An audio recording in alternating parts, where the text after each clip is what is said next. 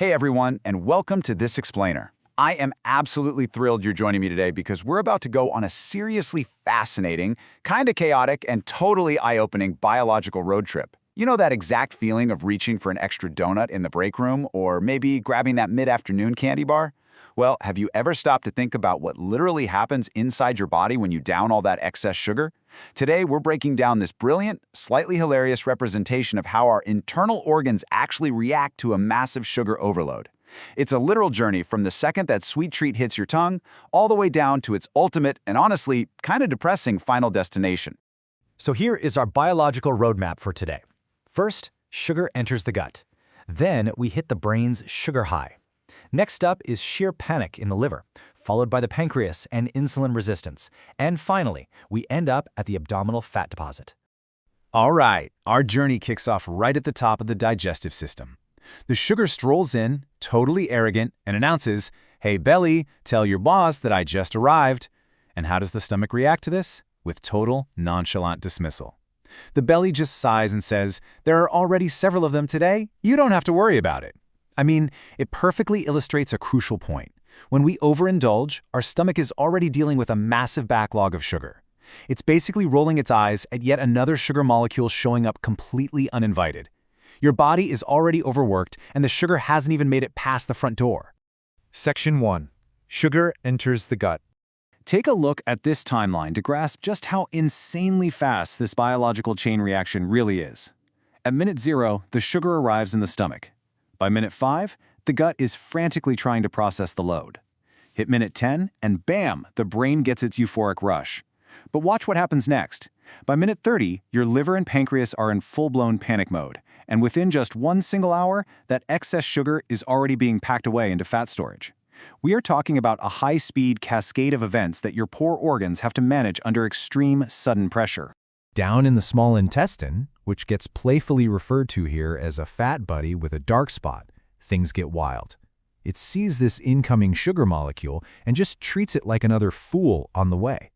The small intestine knows it has a massive job on its hands, and it operates with this frantic, urgent chop-chop energy. It's scrambling to process the sugar, basically yelling, "Let's get on with it, we don't have much time." Your gut is literally working overtime, desperate to push this heavy load of glucose out of the digestive tract and into your bloodstream as fast as humanly possible. Section 2. The brain's sugar high. So the sugar finally hits the bloodstream and asks the brain, "What will you want, more cortex or more frontal lobe, boss?" And the brain desperately responds, "Enjoy it, Olimi. Made some happiness. Take me away from reality." I mean, it's hilarious, but it's an incredibly accurate depiction of our biology. When we eat junk food, our brain is literally begging for that dopamine hit. It desperately wants that temporary euphoria. It just wants an escape from the daily grind, right? The brain demands the sugar, which drives our intense cravings, all because it just wants to feel good, even if it's only for a fleeting moment. But guys, here is the massive catch. The brain gets its hit. It says, "It makes me zoid." But then it abruptly ends the session. Almost instantly, the brain snaps back and says, "Our time is up. I have to keep working." The big takeaway here is that the brain's gratification is incredibly short-lived.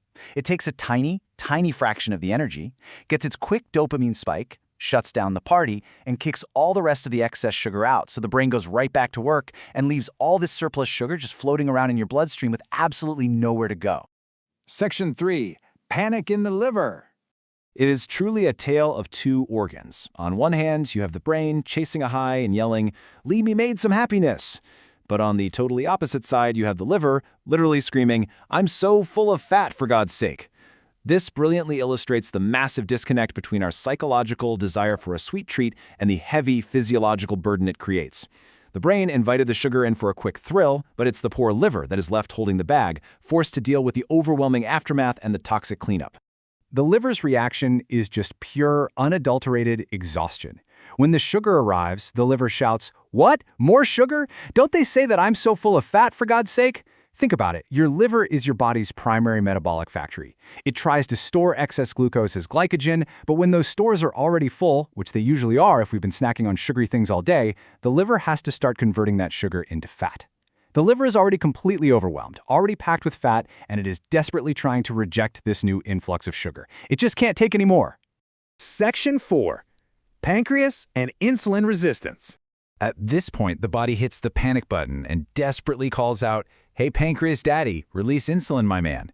Now, the pancreas's main job is to release insulin. That's the hormone that acts like a key, unlocking your cells so they can absorb sugar from the blood. But listen to the pancreas's frantic response here.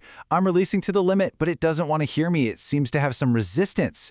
The pancreas is working as hard as it possibly can, just pumping out insulin to clear the sugar, but it has hit a dangerous biological wall. Biologically speaking, this is exactly what insulin resistance is, a condition where the body flat out stops responding to the insulin being released by the pancreas. The cells basically change the locks on the doors. They completely ignore the insulin signals to process and absorb the sugar. So when the pancreas complains that it is releasing to the limit but being ignored, that is a literal, perfect description of insulin resistance. The sugar is stranded out in the bloodstream and the pancreas is just exhausting itself for absolutely no reason. So, let's logically summarize how this excess sugar is routed and then repeatedly rejected by your own body. Step 1. The brain gets its quick dopamine hit and abruptly just finishes with the sugar. Step 2. The sugar heads down to the liver, but the liver rejects it because its storage is already completely full of fat. Step 3. The pancreas tries to force the issue by releasing insulin to its absolute physical limit, but the body's cells are resistant and refuse to open up. The sugar has literally nowhere functional left to go. Section 5. The abdominal fat deposit. As the sugar is finally dragged away to storage, the organs complain, "Well, no way to the storage, so we're sitting all day on the computer, aren't we?" And wow, is that a kicker? It directly connects our modern, sedentary lifestyle to our metabolic health. If we were out running a marathon, our muscles would be soaking up all this sugar for fuel.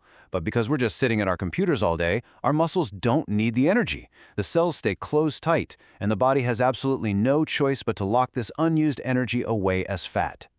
And so the sugar finally arrives at its permanent home. Welcome to the abdominal fat deposit, my friend. Nobody wants us here. It's incredibly sad, but it's the stark physiological reality. The abdominal fat deposit is the final exile. It is the body's ultimate dumping ground for excess calories that literally nobody else in the biological system wants to deal with.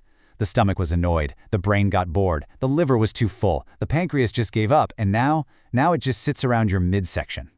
This whole wild journey brings us to one final, really provocative question. If literally nobody in the body, not the stomach, not the liver, not the cells, actually wants this excess sugar, why do we keep sending it down there? It's a pretty fascinating thing to think about when you consider our daily habits, our brain's dopamine cravings, and the modern diet. I really hope this explainer gave you a totally new, vivid way to think about your metabolic health the next time your brain demands a sugar rush to escape reality. Thanks so much for exploring this incredible biological sequence with me, and I highly encourage you to keep questioning what goes on inside your own amazing body. Catch you next time.